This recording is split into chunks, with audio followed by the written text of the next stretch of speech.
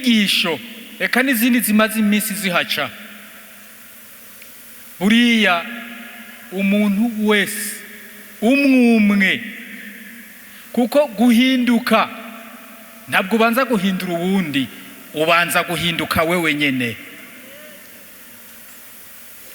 Kandi Imana nayo iradufasha kugira ngo itwereke inzira twocamwo, ikanatubwira iti ndazi ko muri abana b'abantu, nimugira ingorane ati ntimuzosaba umukate ngo ndabahibuye, musabye ikigongwe nzobaha ikigongwe,